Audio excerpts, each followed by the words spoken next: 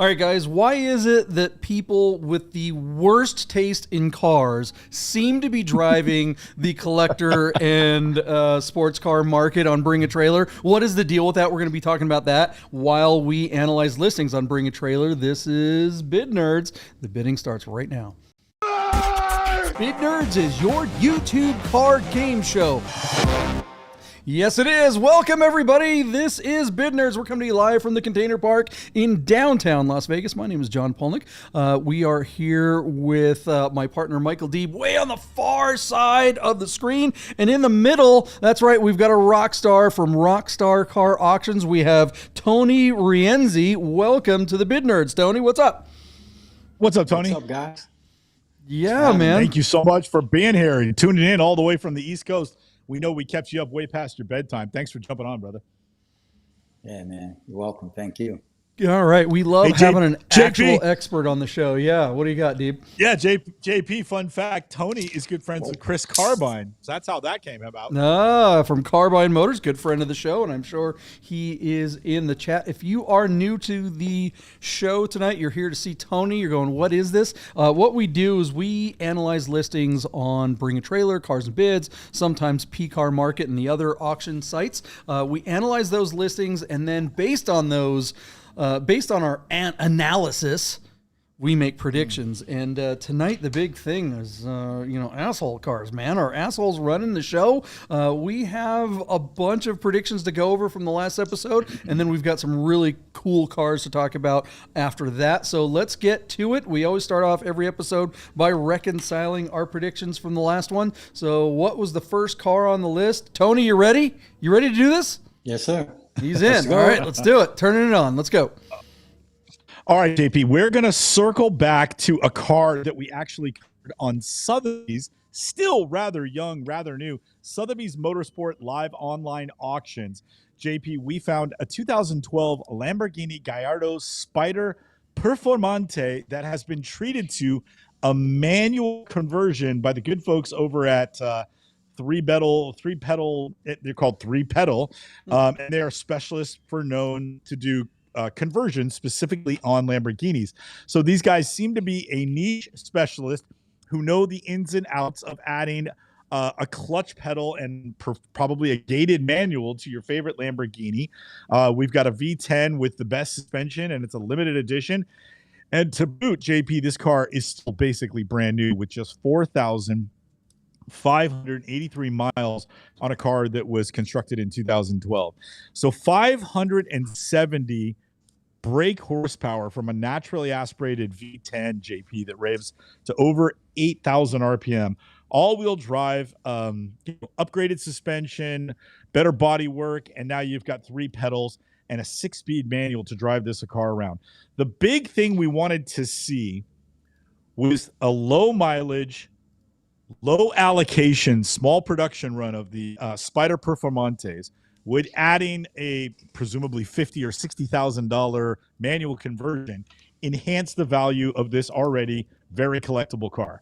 Our good friends at Classic.com tell us the average selling price of a normal Spyder Performante is $260,000 in the secondary market. We wondered aloud, would this car with low miles and the manual conversion bring more than that number? JP, I didn't think it would.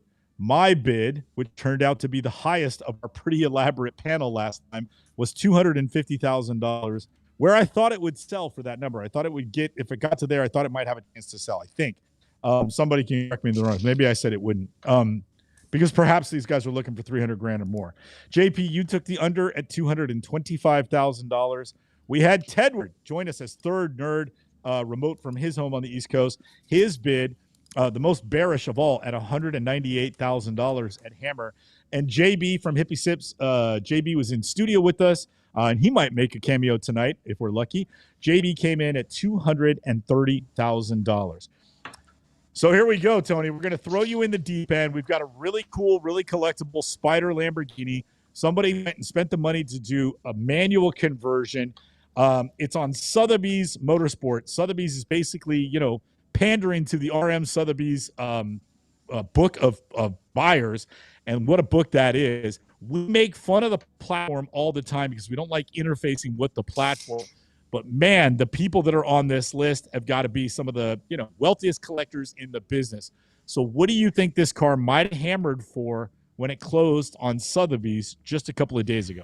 Hey, Tony, I'm going to interrupt you. Usually, hold on, Tony. Sorry, usually this is your chance to talk. But, Deeb, I'm going to interrupt you just for a second because we're having some technical issues. Deeb, sign out, sign right back in because your audio is really poor. So let's have you come right back. All right, Tony, what do you think of this car and what would you bid on it? Quick question. What were the miles again? I believe this one had like 4,500 miles. While you're kind of giving me your spiel, I'll see if I can find out specifically. 216 if those were the miles. Yeah, 4,500 miles is the miles on this. 4,500 miles. 4,500 miles. Yeah. Oh, and did you catch that this one had the manual swap? That's the big Correct. deal on this one. Do you know anything about those manual swaps? Have you in. ever seen that on one of these? Not on one of those, but I did see it on, everybody's doing them on the Ferraris, the 430s and the 360s. I say 240. 240 is your number? All right, Michael Deeb. Tony says 240. What happened? All right, yeah. So that puts Tony right in between me and JB. So John, our car hammered for only $201,000, where it failed to sell on 12 bids. So JP, I really think like again, I get that if it doesn't get to where the guy who's selling it hopes it does or where the platform thinks it might go, but $201,000, when I look at that result, JP, I feel like that's driven more by, politics and concerns and running into the holiday season than what I don't think that's the actual value of the car and that the seller should have taken it. You got a super low mileage car and you've made it a desirably more drivable car with the three pedals and the 6-speed conversion. At Tony's bid at 240, if it hammered for that, I'd say, yeah, maybe he should have taken the money. Maybe he's got an overinflated value of what it's worth, but that might be it. But at 201, I don't think so. Not for a 4,000 mile example with a 6-speed manual. This car is probably like one of a handful run around in the United States. It might be the only Performante that somebody had the gumption to do the conversion to. So I think the car is special. I think it's drivable, and I think it's worth more than 201. I think that has more to do with government shutdowns than the audience on Sotheby's. So JP, tell everybody why you think I'm wrong, because I see you shaking your head at me. Yeah, no, dude, this car, look, if you saw the thumbnail for this car, I couldn't say the word at the top of the show because you know how the algorithm works, but tonight's show is about asshole cars, and this car is an asshole car. Everything about this car screams asshole, right? I like these. Yes. I like the idea of a 3-pedal version of one of these, but it has low miles, and this is a collector version of this particular Lamborghini, which means the person that bought it specifically so he could go around and brag. Rather, the person that this is made for was the people that bid on this are the people that would go around and brag that they have a 3-pedal Performante, but they would never drive it. It's only got 4,500 miles. Well, that is pure asshole all the damn time. And on top of that, this listing is garbage.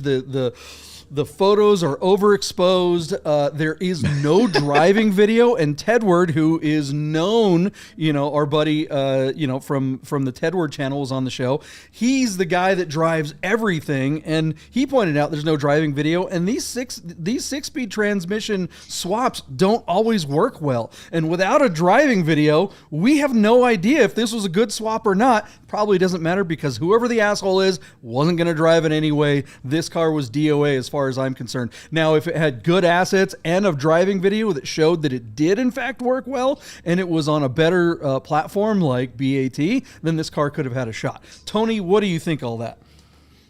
I think the reason the car didn't do the money is the platform. It may have done 225 on the low end of that, and it may have done 240. Here's where I got my number. I just subtracted for a modification and came up with 242. Yeah. So it should, and I think it would have fell in that range if it was the right audience, but that's a new platform. It's not going to have auction eyeballs just yet. at Yeah, Sotheby's. they're pulling some big numbers, but typically they seem to do well with the really hoity-toity collector cars, and they really want to kind of get rid of the riffraff. I think a car like the Performante, this particular Lambo, isn't for the pinky in the air collector. It's more for the more younger style drivers that want to be a little flashy. But I don't know. What do you guys think? Let us know. Was it the platform? Was it the car? Was it the lack of driving video? What do you guys think of the Nerd Herd? Let's move on. Michael D., what was the next car we talked about in the last episode? All right, JP. Running on Bring a Trailer was this 1961 Porsche 356B Roadster. This car was treated back in the 90s to a color change, a 912 engine swap, 356C disc brakes all the way around, and then they went to a 12-volt conversion. Now presented in beautiful champagne yellow with a brown leather interior, is this ultimately a fantastic driving 356. A 356B Roadster, just a standard Roadster like this one, typically come from the factory with 60 horsepower. But this one has a 912 motor that's been built to 1720 cc's. It's got two big fat carbs on it. Sounds amazing. And the car just rips, JP. It's got Borla exhaust and it pops on overrun. The thing actually sounds really beefy. And 110, 115 horsepower in this little thing actually goes. I mean, it's not going to kill you with speed, but at least you won't feel like you're slow in this car. So JP, this was my listing, which was kind of fun. I recused myself from bidding, but this is a really nice car. We look at classic.com tells us the average selling price of a normal 356B Roadster is $173,000 on average in the secondary market. JP, this car was running no reserve. It was at like $80-something thousand on the evening that we covered it. Your bid, $130,356. Tedward, about $5,000 underneath you at $125,000. And JB, who liked the car, and we talked to JP, didn't you try to get him to buy this and then make it the Hippie Sips official marketing vehicle? So JP, I think, was trying to wholesale buy on it. He was $105,000 for his bid. So, Tony, we got a modified 356. We took a 356 and made it a driver that can kind of keep up with traffic a little bit. The real ones bring $180,000 to $200,000. This is a real Roadster, but it's been repainted. It's got all the modifications. It's going to come in at a value. It also was running no reserve on the bigger, better platform on Bring a Trailer. Tony, what do you think of an old 356? One that's got a little bit of poop in it, and then what do you think this car was hammered for running no reserve? Did you say a couple $100,000 is where they put these cars if it was a real nice car? Yeah. 100. Basically, on average, they go for 180, 200 grand for Roadsters that are all original and come with a Cardix and everything lines up. This car has been liberally treated to some modifications and a color change. 25% less, maybe, from 180. So I don't know, 130, somewhere like that, 130, 140 grand. Yeah, 130,000. That puts you right in line with JP. John, I'm sure you saw the result from this one. We absolutely crushed it. The car sold for $148,000 on 47 bids. That exceeded even, our expectations by a little bit. On the optimal end, you're thinking, oh, well, if it goes really well, we get up to JP's number. The car did fantastic. It was very desirable. It was fought like there were 4 or 5 guys in the room chasing it, and it made 30% of that number in the final hour. In the final few minutes, JP, the close took like 15, 20 minutes with all the bidding that came in. That was a fun one. I kind of wish we had gone live, but there you go, JP. What do you think at $148,000? I mean, I get it. It's a driver quality car. I didn't think people were spending that kind of money on a car they won't have to care about. You know what I mean? Well, yeah, but this particular car, I mean, Look, I think this represents a value. The value of these, generally are dropping, but, something like this that was built for an actual driver, this isn't an asshole that buys this car. This is for someone who's actually going to get out there and enjoy it. And really, when it comes down to it, the difference between this listing and the listing that we just saw for the Performante is everything. The photos on this are beautiful. Deeb, you guys did a great job. Everything Thanks. about this listing is done well. There's a great driving video that sells the romance of this car. Anyone who's interested in one of these, when they see this ad, everything about this is going to make them not just want one of these cars more, but they're going to want this one in particular. And I think that's what makes the difference. Tony, what do you think of the result here? I think it's on the money, that car. Yeah. I mean, it's a great driver car. I have a replica of those right now for sale, so I got to learn a little bit about them. And Nice. I think we end up getting he wanted like 50, and we ended up getting like 30 grand for the car. But it was a replica, and it was, Well, and it's interesting you bring that up. A lot of times the replicas drive better than the originals because they have bigger engines and powertrains and stuff like that. But this one has a bigger engine. So this one is the best of both worlds. It's real and it has the bigger powertrain. So you're going to get the extra performance. Deeb, I've got a question for you. You and I have been, look, if you're out there and you're like, I don't want to deal with all this stuff, maybe I'll have Deeb and JP sell the car. That is something that we do. We've got bidnerds.biz, a happy ending for every auction. So if you guys need some help, we will help you out with that. But maybe my partner knows. One of the things I was going to ask you, Deeb, when you one of the things that drives me nuts, particularly when we're doing this show, right? I'm trying to cycle through the photos for you, the viewer out there in the nerd herd. And I'm going through and we're getting all these detail photos and everything's cruising along. And then all of a sudden I get the freaking paint meter. Nobody wants to see all these paint. I got to rotate through all these paint meter, right? And then I got to go back to a 3-shot with you guys. Then I got to go back in here and dig through. And then I get to the interior shots, right? Yeah. I got all this crap to do. You're making my job. You're making the buyer's job easy, but you're making your partner's job more difficult. When you deliver the photos to BAT, can you effing put the stupid paint meter readings at the end of the batch instead of in the middle? Can you do that for us? Can you help a buddy out here? Oh, he's going to say it's not his fault. Here we go. No, when we deliver the photos, they're in a hodgepodge order. BAT arranges the photos this way, and they do it consistently this way all the time. I've gotten better response and communication with them about picking hero shot, which is great. Like sometimes they suggest a shot. Now I can change a shot. We did it on your SC with the LS in it. Yeah, I'll see if I can chuck the paint meters to the end of the bucket and ask them to do that, and I'll see if that comes through. You'll know on the next car that I submit. It'll be a nice little test. All right, look who just joined us, everybody. JB from Hippie Sips in studio with us. How you doing, JB?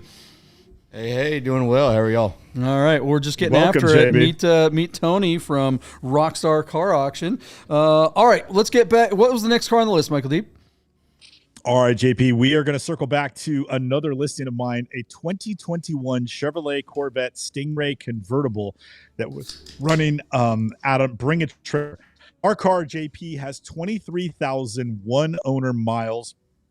And the Stingrays, and somebody has to correct me if I'm wrong, but they're all this like retractable hardtop convertible, JP. They're kind of cool. I mean, it's sort of the modern, mid-engine Targa car. And these basic Stingray Corvette actually has a really soft, very drivable, almost dailyable suspension.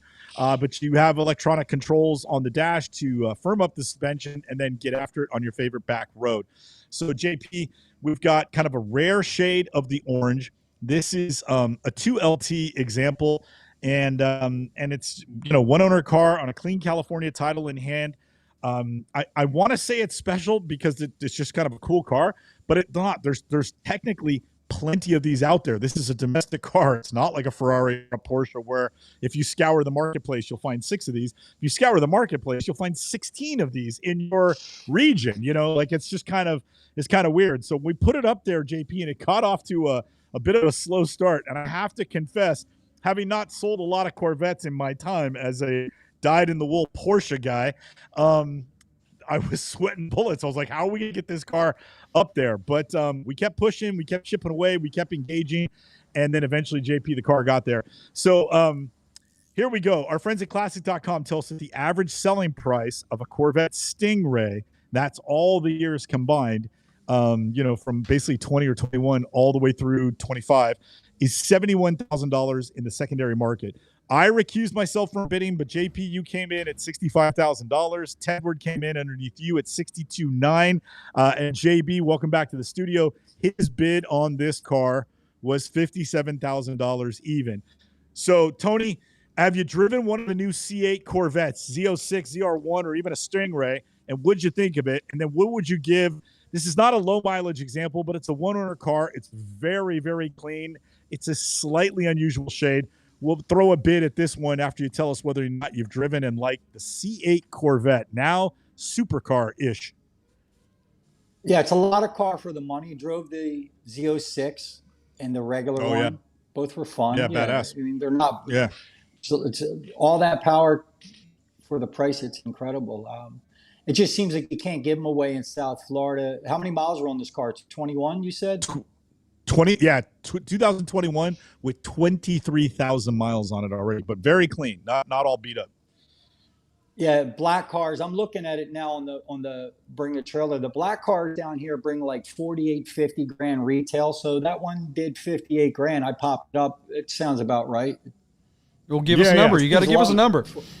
No, he said he saw it. Oh, you already saw it? Yeah, you just buried the lead. Oh, man. Gee, come on. It blew.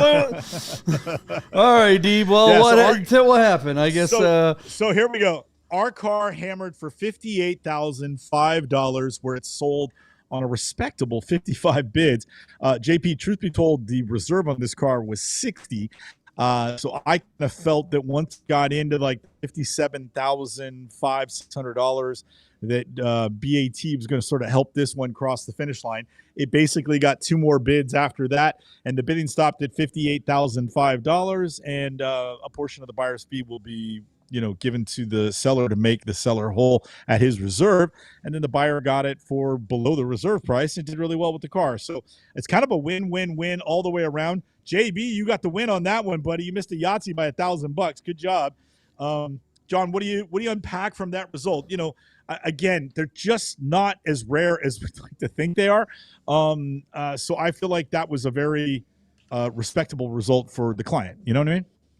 Yeah, I mean, look, there's probably, with all of them that are available on Marketplace and Cars and Bids and P-Car Market and everywhere any place that a car is for sale, you're going to find one of these. On the corner lot down the street next to the 7-Eleven, they're going to have two C8s. I mean, the fact is, there's a bunch of these that are being hidden away in driveways or in garages somewhere with like 2 or 3 miles on them, because 20 to 30% of these were bought by boomers that think that someday this car is going to be worth something, and I'm here to tell you that it will never be worth anything. These are spiraling. These will never be a collector car.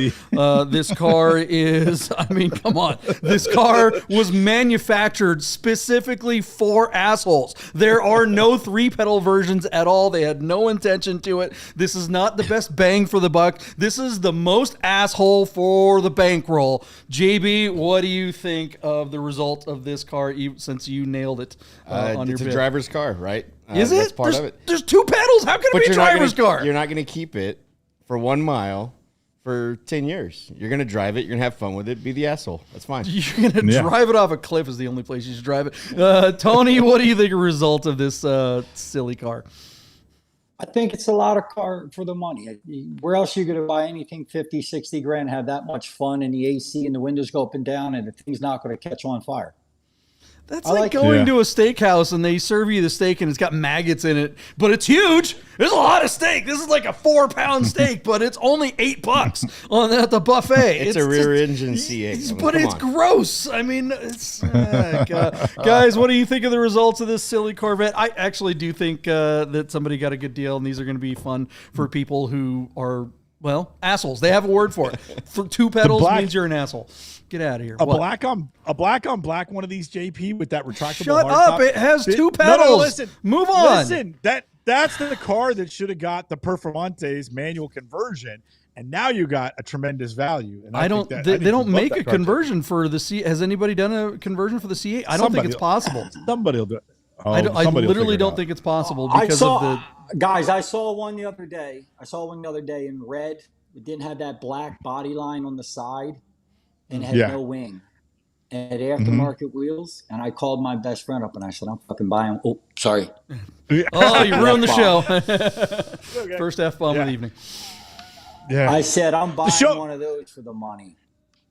Yeah. You know, there you It's a go. lot of car for the money. Asshole for the bankroll, like I said. All right, let's move on. What's the next car on the list? What do we got? All right, JP. Our good friend Kev, the photographer, was selling a 1999 Mercedes-Benz SL500 with the AMG Sport Appearance Package. Our car is a 2-owner car. The current owner has had it for the last 25 years here in the San Francisco Bay Area. The car is showing now just 61,000 miles from new. Basically, this car needs a new set of tires and a paint correction. The interior is mint. The undercarriage is mint. Mechanically, it works. The hydraulic lift in all the convertible top and the power hard top, everything works. It's a really nice car. And we laughed out loud because basic book values for the SL500 are so horribly low. This is another one of these, Tony, you can file it under best bang for the buck because these cars, you can pick these cars up. According to our friends at classic.com, you can pick up a 1999 Mercedes-Benz SL500 for, on average, $18,000. I did bid on this one, my bid coming in, and it turned out to be the low bid in the room at $16,500. JP took the over at $19,999. Tedward close to classic at $18,500, and JB, don't forget your bid, buddy, at $24,000. So Tony, any love for this generation of the SL500? And what do you think? A nice car with a few little nicks that can be cleaned up and a couple of miles on it. What do you think this might bring with fairly decent assets running on Bring a Trailer? Absolutely love that car. And my best friend just bought one, a one-owner car, paid, I think, 25 grand for the car. And I think he paid 5 grand light. Oh, so wow. I think it's a great car. I think that car is a $25,000 car. In black, it might do 30 grand. I think it's a 30 grand car.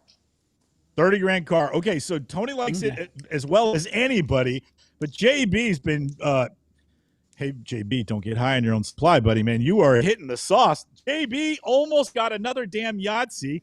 Welcome back to the show. Our car hammered for $23,750 where it sold on 58 bids. JP, this car was at like $11,000, $12,000, $13,000 the morning of, and the close of this car took 20 minutes. I was actually waiting for Kevin to call me when the listing ended, and I was texting. I was like, hey, can we just hurry this along? But he was laughing all the way to the bank. Our car hammering for a whopping $23,750. John, there was another black on black 2000 S with 70,000 miles, and they had receipts for, new tires and new brakes and, new charge of the AC and a service and a battery and plugs. They did all the maintenance on that car before they brought it to market, and that car sold for like $21,000. This car with no receipts. It needs tires. It needs paint correction, but good assets, good championing of the car by the seller. Kevin, great job. Great pictures. And he winds up getting more money for technically the inferior car. I mean, what does that tell you, JP? Everything you've been preaching since we've been doing this show, you have to have good assets. JP says you have to sell the romance. One of the things I learned in sales is you're never selling the steak. You're always selling the sizzle. And the assets in this regard are the sizzle. JP, look at that photo. Look how beautiful that car is. How do you not want to go jump down there, get in that car, and go after the Bond villain in it? You know what I mean? So well done to Kevin. Yeah.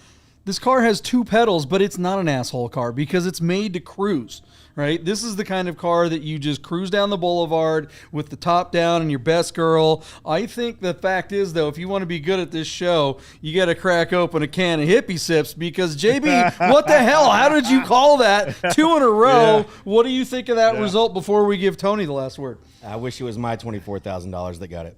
There you go. That is a good-looking car. You'd look good in that, but I still think you'd look better in that 356. Tony, what do you think of that result? You called it as well. Where are you going to buy something that badass for that kind of money? Yeah. It's I love that car, though. That is one of my favorite cars for the buck.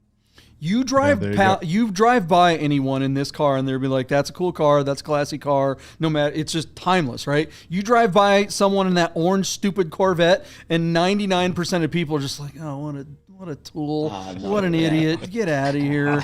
Like, you're just not getting any love unless you have knee socks that go up and you're, with stripes and you're wearing them unironically.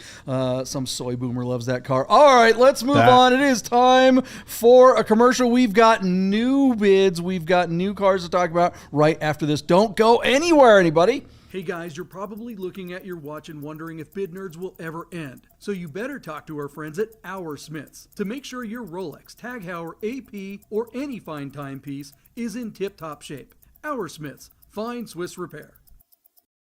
All right, we are back. Okay, everybody, are you guys excited for some new bids? I know I am, but before we get to that, we just want to introduce Hippie Sips. JB is here with us. I don't know if you guys can see, my camera isn't like focusing correctly, but Hippie Sips is great, man. You got to crack open a can of one of these and you're going to get all your bids correct. Hippie Sips is redefining social drinking with their cannabis-infused organic beverages. Their mission is simple: to bring health to the party with flavorful drinks you can feel good about, like really good. All right, let's get to it. JB, thanks for being here. What is the first car on the list? You're welcome. What do we got? All right, JP, do not try to adjust your set at home, and do not blame the can of Hippie Sip. That car in front of you right now is, in fact, Wimbledon green with a Wimbledon green supple leather interior. You have not been getting high on JB's supply. That's the real deal. This is a Euro market example out of Portland, Oregon, which tells us it's from Grand Prix Motors, the fine folks up there under the BAT handle of Mesker 917. Basically, they get some of these incredible cars, JP. This is an ROW example. It's not an America Roadster. I mean, it's essentially the same model, but we had America Roadsters in 1992. We got, I think, JP, like 128 of them or something in that range, and that was it for the United States for 1 year. But they continue to build this car in the rest of the world, and this is a 1993 example. And around the world, this was called the 911 Carrera 2 Works Turbo Look Cabriolet. And so the car is pretty awesome. It's rear-wheel drive. It's got the turbo wide body, 5-speed manual transmission. And then the big thing here is that this car was built what we now call what's the term? I can't think of the term. But anyway, back then it was CXX, which is for Special Wishes. So this would have been a Special Wishes paint job, and this would have been a Special Wishes interior, and somebody went to town on the Wimbledon green. So I want to tell you that this is a one of one. And JP, I think we saw this car at what's the Patrick Long's thing down there? What's it called? Party we went to. Luftical. This car was at Loop. Yeah, I think it was Air and Water. We were all down there. I think this car was there, as it's been in inventory with Grand Prix Motors for a little while. But I wouldn't be surprised. I bet you there's more than one of these in the world, which is a crazy thing to say on a car. Was this a Special Wishes car? Yeah, for sure. For sure, Special Wishes. But does it say so in the listing? Because usually if they're Special Wishes, it'll say so, right? Yeah, let's see. I'm not seeing anything that's labeling it as Special Wishes, but I cannot imagine, JP, that Wimbledon green was a regular range color. But there you go. Super rare car, premium listing, ROW car. Might be difficult to bring into California, but I don't think that's going to stop this car from at least making some noise. The big question is, will it get to a retail number? Because when Grand Prix Motors had this car in inventory, there was an asking price associated with it, and that was very expensive. So, JP, I send it back to you. What do you think of the Works Turbo Look Cabriolet? I think this car has to be the Our Smith's car of the week, because that Wimbledon green is also Rolex green. So I don't know if is Anthony watching tonight? I haven't noticed him. Oh yeah, he is in there tonight. So shout out to Anthony from Our Smith's. This car is stunning. It's beautiful. But oh my gosh, I mean, talk about asshole. the person who's going to buy this car is going to be the premium, the highest level PCA member with the biggest bank account, because this is what PCA members just jizz all over the place for. They're just sitting there. They can't wait for a green on green with green because somebody had to special order those seatbelts because they didn't make them, and the little clippy thing that holds your coat hanger, and every little thing had to be special wish. I think I remember this car. I think this may have been this car may have been featured on the cover of one of the magazines in Period. I remember them talking about how hard it was to make all the different pieces in this particular color green. It is pretty, but it's going to go for a lot of dough because this car is definitely a PCA asshole car. Tony, what do you think of this thing? $250,000 car. Oh, we're not ready for a number. We're not ready for a number. What do you think of the car? I'm in love with it. He loves the color. Are you a PCA member? Ugly inside. No, I'm not. He's like, no, this isn't all right. Yeah, no. JB, what do you think? It's not my speed, but it is gorgeous. It has a lot of character. This would be perfect. Throw a Rolex emblem on the side and have it at any concourse. There you go. Or watch show, right? I'm telling you what. I'm pretty sure Anthony needs to buy this car and put an Hour-Smith logo on the side. All right, what's this one going to bring, Deeb? All right, JP, the America Roadster that's not an America Roadster. John, our friends at Classic.com tell us that a real American Roadster from basically like 1992, and they might have made one or two in 93, is typically, where's that number? Just $117,000 in the secondary market. JP, our car is currently sitting at $140,000, and it has 2 days to go. That $140,000 comes to us on Bring a Trailer by way of 14 bids. So there is action on the car. So, JP, I'm going to give you a staggeringly high number, and then I'm going to tell you why it's not going to sell for that. I think this car has a chance to hammer for as much as $240,000 when it closes in 2 days from now. But I have a sneaky suspicion the fine folks at Grand Prix Motors are trying to get $300,000 for this car. And maybe they will, but the car might have to go to a live auction where you got a bunch of boomers, billionaires drinking Chardonnay, and they have to show off in front of one another. I think $240,000 is all the money for this car, and they should take that number. But I think they're holding out for like $280,000 or more. And so at my bid at $240,000, I'm going to say it's still an FTS. JP, we're at $140,000 now. It's $240,000 to you. What is your bid? I want to shout out to new members of the Nerd Herd. I've seen some new names introduce themselves in the chat. Thank you guys for joining us live. It's always great to have you guys here with us. This particular car, Deeb, I think this car is really, really special. It is odd that it's not mentioned that it's a Special Wishes car, because if it is, that makes a big difference. And the other thing, too, I think that because it's the wide body but not the California Roadster, because this is a very rare car for the year and not considered one of the other production cars, that's going to push even harder on the bidding. So I'm going to go above you. I'm going to go $250,964 and hand it off to JB. What do you think? I'll lowball on this one. I'm going to go around $215,000, and then they settle after the fact. All right. Tony, what do you think the number's going to be? The more I stare at that car, it's a $250,000 car, and I like guessing.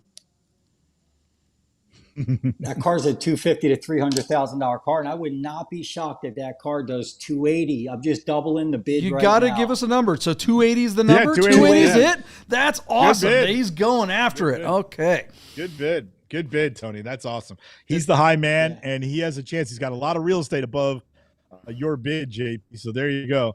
Yeah. All right, man. I think that's solid. I mean, doubling in the last 24 hours is not uncommon on BAT, so that's pretty solid in the... Let me say this, JP, because you were talking about how rare it is as a 93. So that Works Turbo look, whatever that package is that was available in this car, I think was available around the world in 92, 93, and even possibly 94. So while we got 130 of those cars or 128 or 150, whatever that number is, only for 92, This car was in production around the world for multiple years.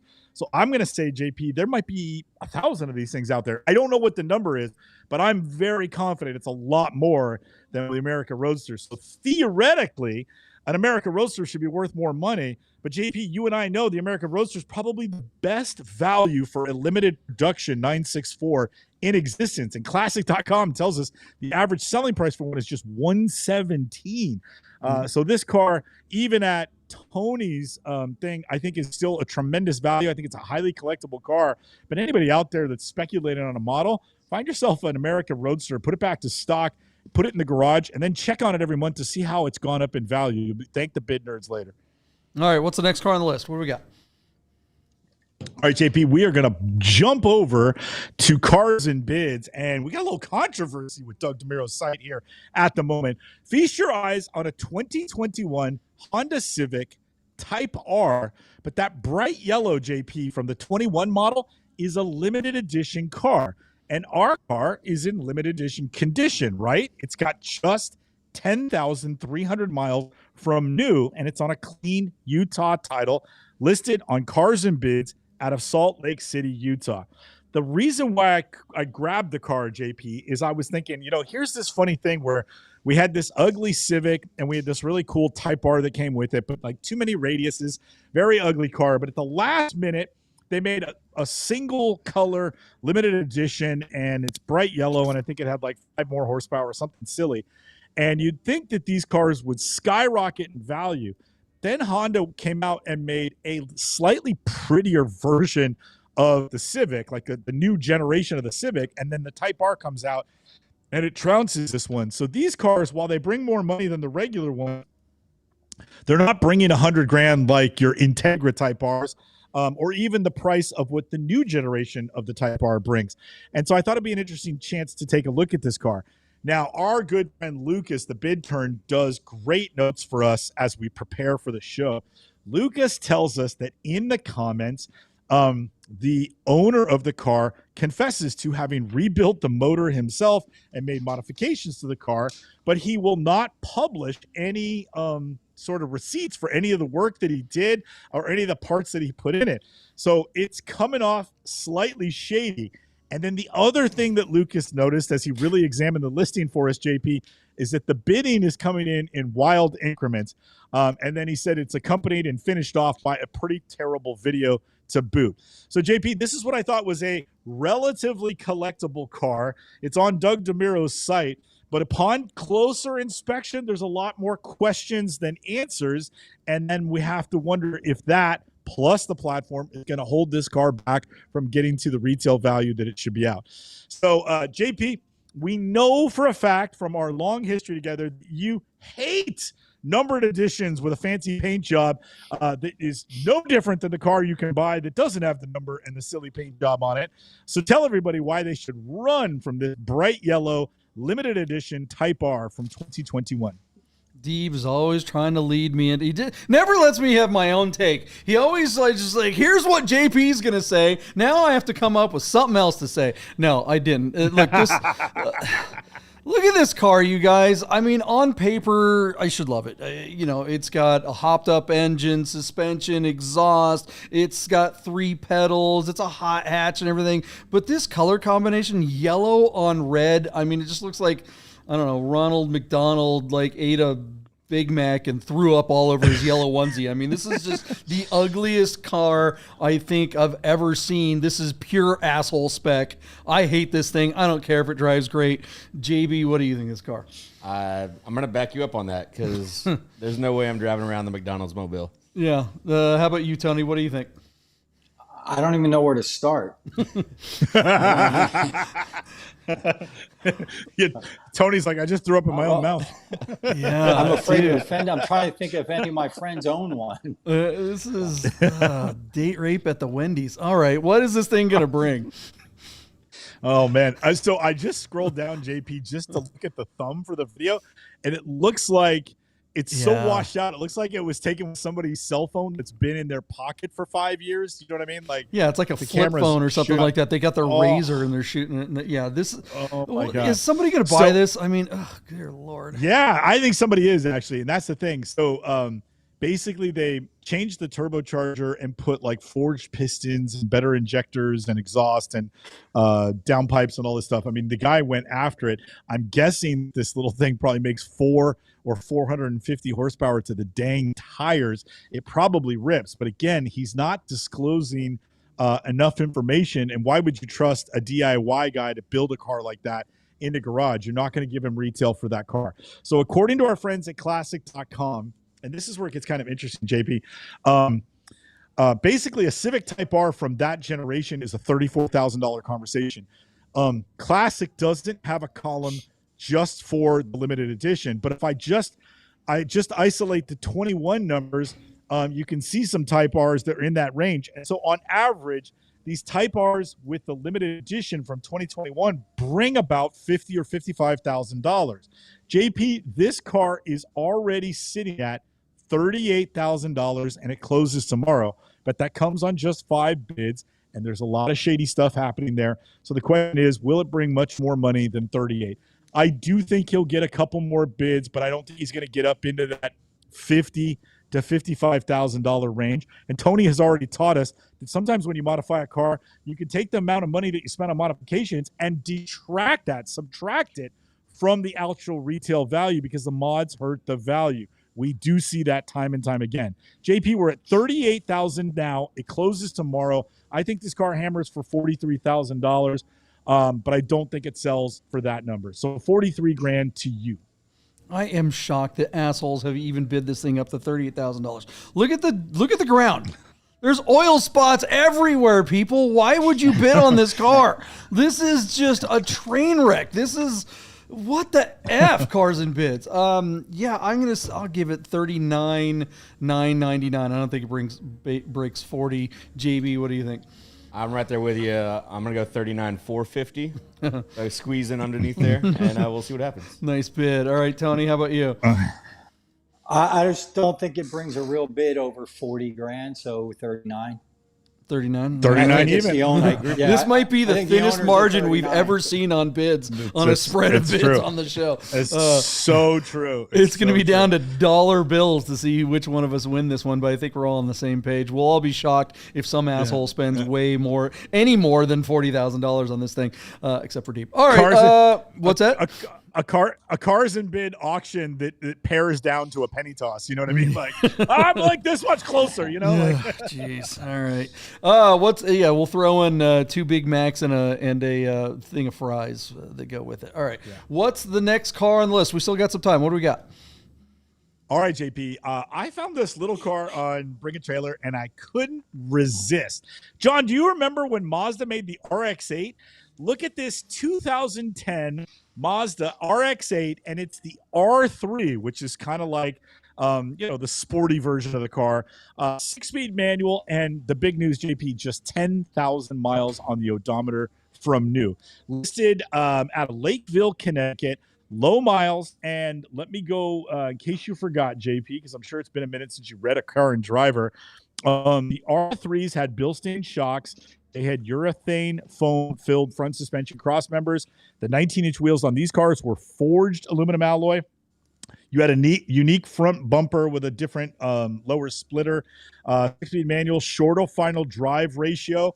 Recaro front seats. And I'm sure the brake pad material and the tires were higher speed rated. So this was the car for the guy who wanted to drive it as a secondary car and not use it as sort of a sporty commuter.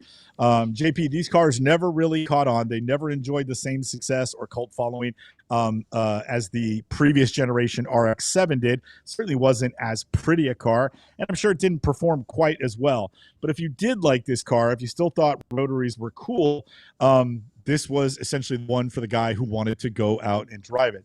The question is, JP, as we get into an era where we are appreciating and celebrating and trading and collecting the young timers, is there a slice of the pie for the RX-8? One that's got the R3 equipment and a super low odometer. JP, what do you think of this car? I don't think I've ever driven one. Did you ever drive one? And did you ever have a soft spot in your heart for it? Or was this a car that you were like, nah, it's RX-7, or it can go drive itself off a cliff? You know, this is another car that I feel like on paper should absolutely love. You know, 6-speed, revs to 9,000 RPMs. These are great cars for not a lot of money. It's a, you know, front engine, mid-engine sports car. They handle great. Yes, I have driven them. They are not as fun as the previous generation RX-7, but they really do offer a lot of fun for not a lot of money. We've been talking bang for the buck on this show, and this definitely has that. The only problem is that it was just a bunch of assholes that bought them. They weren't that much money. There's a bunch of, you know, RX-7 rotary engine guys, and these depreciated rapidly, and they became really cheap. So all the a-hole kids went out there and beat the living crap out of them. So it's really hard to find a clean one. You know, 99% of them are just absolutely roached out pieces of junk. This one is not that. The photos are not great, but they're not bad. They're very honest. There's a great driving video. They should have honestly labeled the video a little bit better, because the video looks like a walk around video, but then you start watching it and you actually see them driving, and the kid is driving well. He's got both hands on the wheel. He goes down, shifts, comes back, you know, and he's doing the 9,000 RPM thing. It just looks like a lovely car to drive. If you can get this car for not a lot of money, I think this is just a great opportunity to get something that is undervalued, going to give you a lot of performance, and probably not going to be a lot of competition with other bidders. Tony, what do you think of these? I think it's a cool car. I'm not a big fan of it, but I mean, yeah. All right. JB, how about you? I think it's a pretty car, and for the rotary guys out there, someone's going to want this, and he's probably going to know the guy he's bidding against because they raced together already. Right? There's 8 people that want one of these. That's a very good point. All right, Deeb, what's it going to bring? All right, JP. So our car is currently sitting at $26,500 on 11 bids, and the car closes tomorrow. JP, there is a copy of the window sticker included in the listing, and back in the day, Colonial Mazda in Danbury, Connecticut, this car had an MSRP of $32,740, which is really not a lot of money when you consider the performance and how fun the car was. That seems like it would be a hell of a value, especially the way things are so expensive today. JP, from 26.5, I initially thought this car might bring 35, but I think just bringing sticker alone would be an impressive feat for any Mazda product that is now 15 years old. So I'm going to temper my bid just a little bit and borrow a page from the window sticker. I'm going to give you a bid of $33,008, which is just a couple $100 over MSRP. And I think if it gets to that, it'll be an accomplishment all on its own. John, I did forget to tell you that the average selling price of all the RX-8s in the secondary market is just $14,000. So at 26, it's basically going to, double the classic average. But I think it gets to sticker, and I wouldn't be surprised if it goes to 35. With the way we're celebrating young timers, this era of cars is hot. And when was the last time you saw an RX-8 on the road? But $33,008 to you, JP. It's sitting at 26.5. These cars don't have a reputation for being crazy reliable. The rotary engine is interesting and provides a lot of power for a very small power plant. But you start, I think anyone considering buying this car, they're looking at this auction, they go, oh man, it's got only 10,000 miles. Look at it. It looks brand new. The driving video looks like it's driving like it's brand new. All those things sound great. You start reading the comments and you see the people asking questions. All the rotary heads are going, is it an S1 or is it an S2 in this year? And does it have pre-mixed oils using this weight or that weight? And you start realizing that, oh shit, this is going to be a major pain in the ass to own. I don't want to deal with any of that. I'm going to stick with, so I think all that kind of stuff is going to hurt the car. I'm going to bid under you, not by a lot, Deeb. I'm going to say $32,008 and hand it off to JB. What do you think? I think you're exactly right. And the guys that are the ones fixing the engines on their other rotaries are going to be the guys that buy this. So for that, I am also surprised it's already at 26. I'll make it quick. We'll go 28.6. 28.6. All right, Tony, you got a number? 29 grand. 29 grand. 29 grand. I like it, JB. that JB said this is just going to be a parts car for a guy that's working on his own. You know, already people in the comments are like, LS swap it. It's got 10,000 miles on it. We're like, oh yeah, it's probably only going to make it to 15,000, but this would be a pretty spectacular car with a little bit more displacement. All right, we got time for one more car. What do we got, Deeb? All right, JP, deja vu all over again. Do you remember Chef's 1963 Volkswagen Karmann Ghia convertible? I sure do. JP, when Chef ran the car back in August of 2023, were you responsible for any of those assets? I don't think I was, you were. yeah. Didn't yeah, Chef? yeah. I shot. You Well, were? I should. So, fun question. A little bit of a story here. BAT, our friend Chef was the one who listed the car. He reached out to BAT and said, "Hey, can I just pay for the BAT photo service?" So they sent out a kid who showed up, on the bus, and he took all these photos of his car, and it's a convertible Ghia. All the photos with the top up.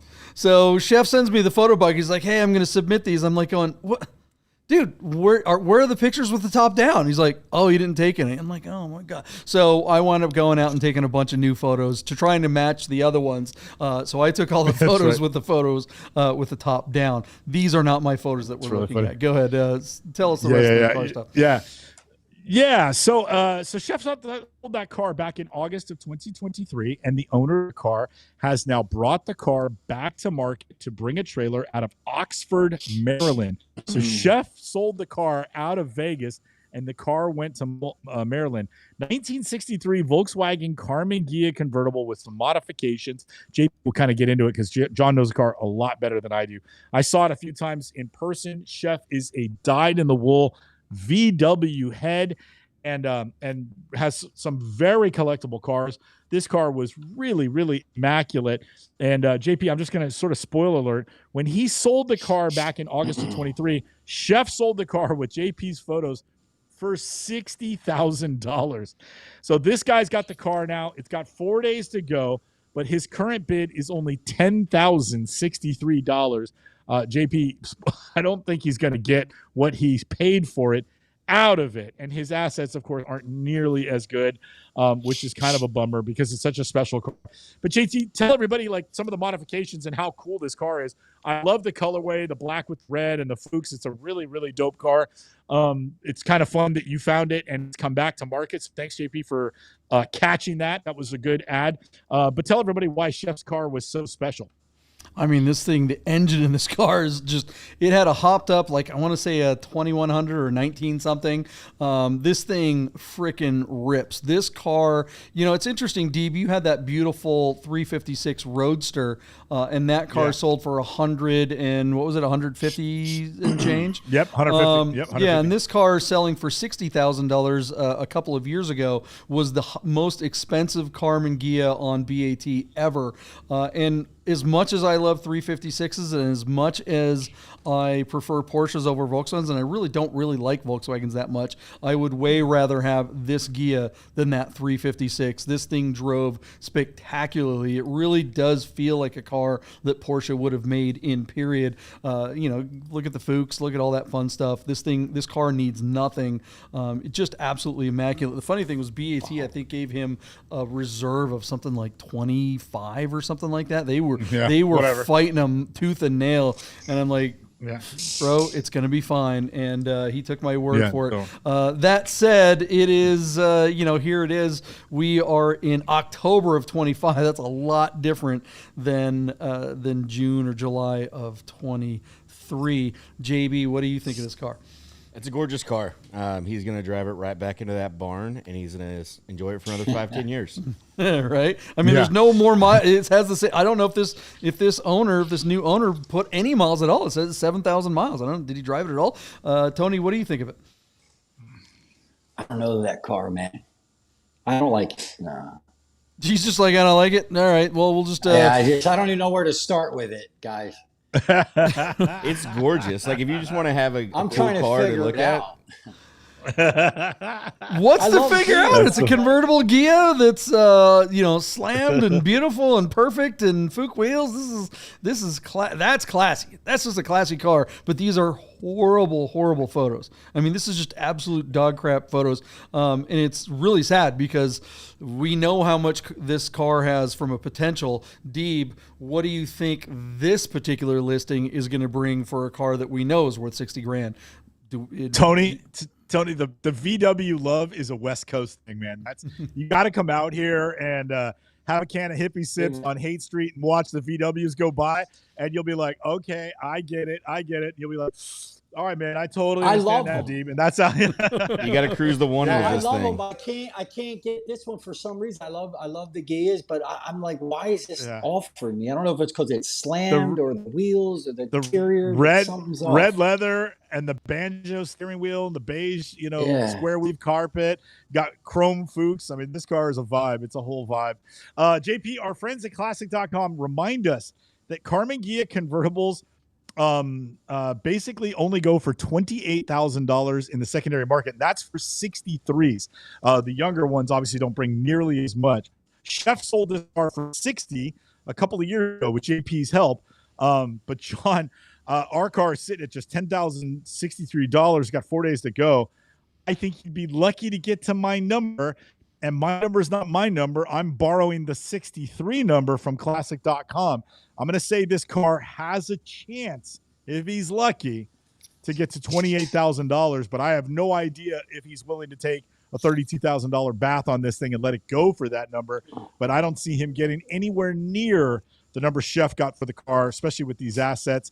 I think he'd be lucky to get to 28, and he should take the money because that's all anybody's ever going to offer it to him, unless he asks the bid nerds to sell it. So there you go, JP. We're at 10 grand. My bid is high at 28, the same as Classic. What is your bid for this car?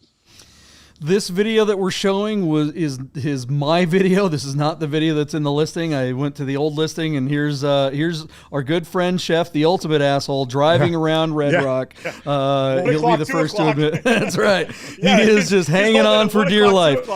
To be fair, Chef's neck is completely fused. If he wants to say hello to you and you're next to him, he's gonna have to. Oh, hey, how you doing? This is Chef's range of motion when it comes to his neck here. So turning the wheels a little tough. He is one fast mofo on the track, though, let me tell you.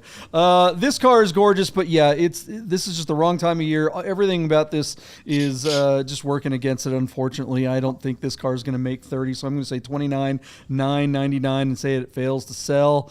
This guy should just I don't think that this seller should accept that number. He should just put it back in the garage like JB said and wait till spring. JB, what do you think it'll bring? I'm going to agree with you. The only way it gets up over 30, I'm going to go with 34K, is if there's a couple guys out in Cali that want to drive the one with it. There you go. Yeah, they'll have to ship it back. All right, Tony, you get a bid. What do you think? $25. 25 grand. 25 grand. Do you think the guy takes it? No, I don't think it sells, but when you look in the engine bay, it's a 30, 35 grand car, and as the camera peels back, it just starts going down $10,000.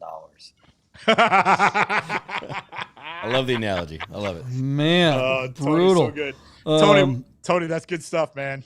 These cars never had air conditioning in them, so nobody in Florida is going to want to have this thing because it's just, with the top down, you don't have that musty kind of everything's wet and moist and kind of moldy that you guys all have to have down there in Florida, right?